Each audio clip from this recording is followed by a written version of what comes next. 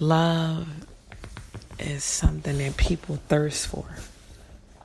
You know how I know people thirst for it so much?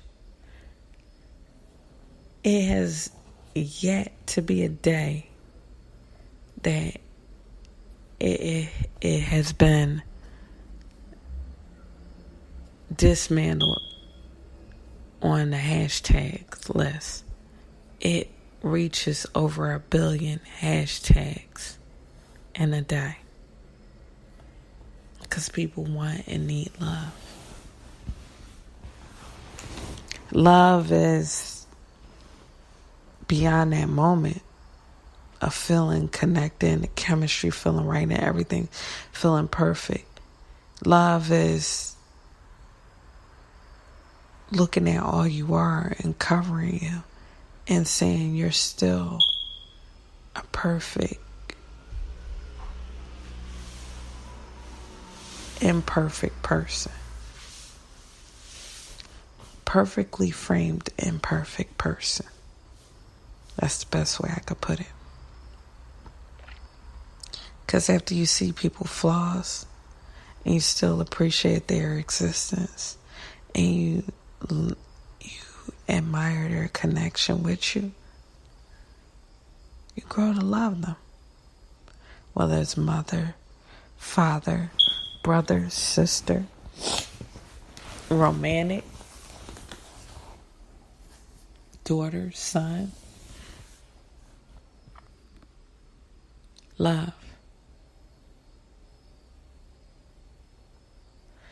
Infatuation is the equivalent to a high, a substance high, because you feel so euphoric to the point that you got to be careful because you can almost do anything. You have to be careful. You don't want to mislabel it because you can damage someone if you mislabel it. If you mislabel an infatuation with love and then down the line you see the ugly parts of that person and you conclude you don't want to be around them, they realize it wasn't love. And you can't control their response. They might be so hurt they have to retaliate. Because social acceptance is very big amongst all walks of life.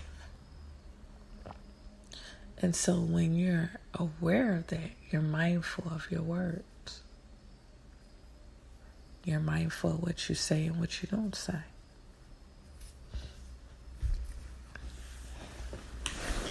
And so in this episode of Infatuation versus Love, I challenge you to sift through your past connections and label them correctly. Not just so you can label them correctly, but also so you can understand yourself and who was what in your life and what did they really mean to you in your life. And when you do that,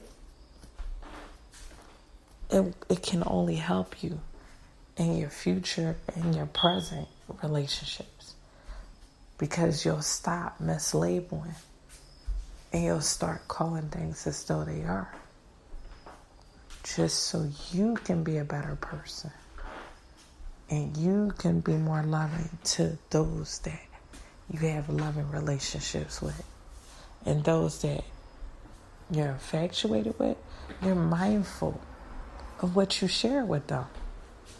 Everybody does not deserve the most inner chambers of your heart.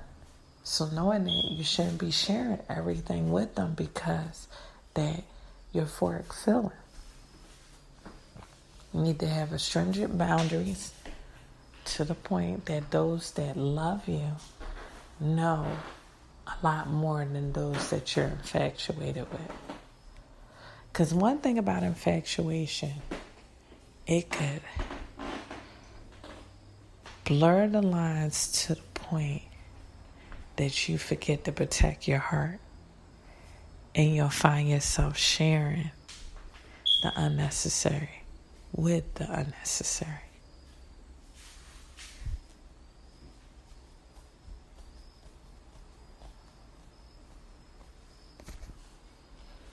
Love is a very, very powerful force. Real love covers. Real love protects. Real love is vulnerable. And when you're infatuated, you don't want to go through the moment of being vulnerable to someone that can't be unconditional to you. Let me say that again. You don't want to be vulnerable to someone who's not going to be unconditional with you. Because by nature, we are judgmental people, judgmental humans. We judge every moment, every second. I want to go left because right seems wrong. I want to go right because left seems wrong. Down to the littlest things. People say, I'm not judgmental, but we are very judgmental. We'll wear a certain color during a particular day because of the energy that we have judged it to come off on. Well, this color is definitely for Friday. And so,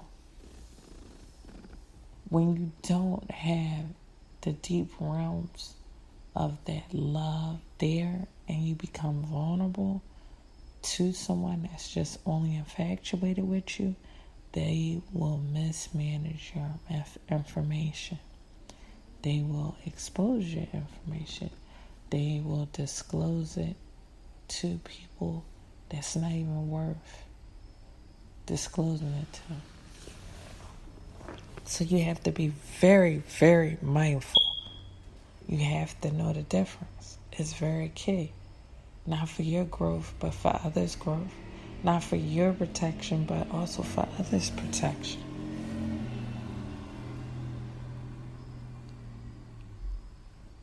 So let's separate the two. Let's know the difference between infatuation versus love. We're going into the weekend. There's a lot of events going on.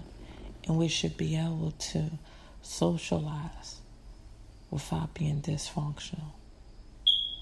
Understand our emotions, why we do and say what we say. Understand the realm of infatuation and how that feeling feels good, but it's fleeting. It will come and it will go.